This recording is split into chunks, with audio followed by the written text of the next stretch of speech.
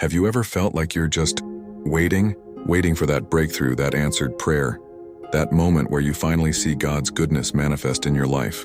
Right here, right now. Not in some distant future, not just in heaven, but here on this earth. The psalmist David cried out in Psalm 27, "I remain confident of this. I will see the goodness of the Lord in the land of the living." And I think that's a cry that echoes in so many of our hearts, but how?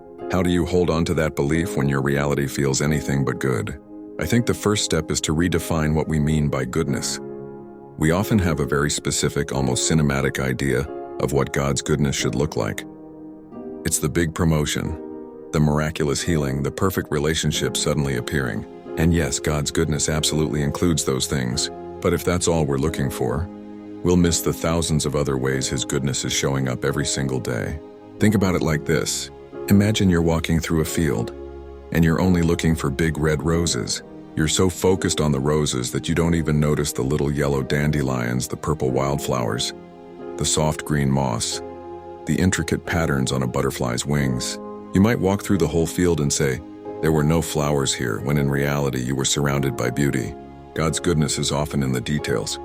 It's the unexpected text from a friend just when you were feeling lonely. It's the strength you didn't know you had to get through another difficult day. It's that moment of peace that washes over you for no apparent reason in the middle of chaos. It's the taste of your morning coffee, the warmth of the sun on your skin, the sound of laughter.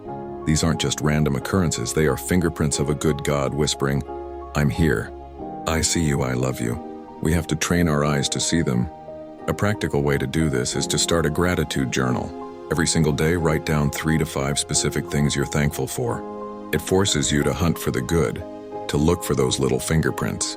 And what you'll find is that the more you look for them, the more you see them. Your whole perspective starts to shift. The second key is to remember God's track record. Our own memory can be so short and selective. We remember the recent hurt, the current struggle, but we forget the past deliverances. We forget the times He did come through, the prayers He did answer, the ways He did provide. The Bible is filled with reminders for God's people to remember. Remember the Exodus. Remember the parting of the Red Sea. Remember how I fed you in the desert. Why? Because remembering God's past faithfulness fuels our faith for the future. Your own life is a testament to His goodness. Look back. Think about a time you were worried sick and somehow you got through it. Think about a time you thought a door was closed forever and He opened a window. Think about a provision that came at the last possible second. Hold on to those memories, write them down. When doubt creeps in and tells you, He's forgotten you this time, you can pull out your list and say, "No. The same God who did it then is the same God who is with me now. He has a perfect track record of faithfulness, and this situation is no different." And finally, believing you'll see His goodness means planting seeds of faith even when the ground is hard. It's about continuing to pray even when you don't feel like it. It's about continuing to praise Him, even when your heart is heavy. It's about speaking His promises over your life, even when your circumstances scream the opposite. Faith isn't the absence of doubt. It's the choice to believe despite the doubt. It's an active, forward-moving trust. When you plant a seed, you don't see the fruit overnight. You water it, you make sure it gets sunlight, and you trust the process happening under the soil, hidden from your eyes. Your acts of faith, your prayers, your worship, your trust are seeds. You are watering them with your hope. And in His perfect timing, you will see a harvest. You will see the goodness of the Lord. Maybe it will look like the big red rose you were hoping for.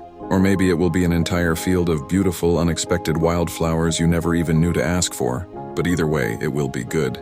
Because He is good, so don't lose heart. Remain confident. You will see His goodness in the land of the living.